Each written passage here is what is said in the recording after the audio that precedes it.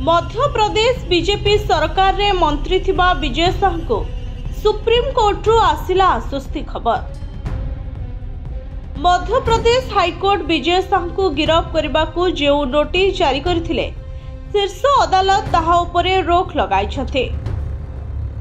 शीर्ष अदालत कहिछन्ति कि मामलार शुणाणी जेतबेले सुप्रीम कोर्ट करूछि ताहा उपरे हाईकोर्ट हस्तक्षेप करिवार आवश्यकता नाही। असभ्य बर्बर अशालीन और निज पदवीर मर्यादा हराई मंत्री विजय शाह कर्नल सोफिया कुरेशी उपरे जो बयान देथिले ताकू नहीं सारा देश एबे लज्जा अनुभव करुछे।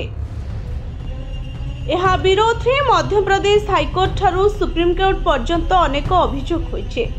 हाईकोर्ट रे होइथिबा मामला को चैलेंज करी मंत्री विजय शाह सुप्रीम कोर्ट रे पहुंचीथिले। शीर्ष अदालत एबे तांको गिरफ्तारी उपरे रोक लगाइछन्ते।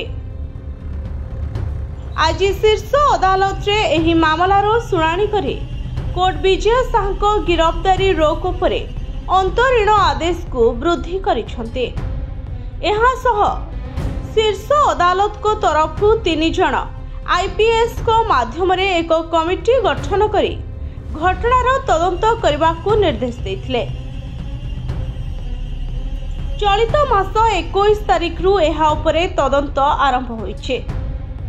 कमिटी कहिछि कि किछि प्रमाण जोगाड़ करा जायथिले भी तदंत एबे प्रारंभिक पर्याय रे रहिछे।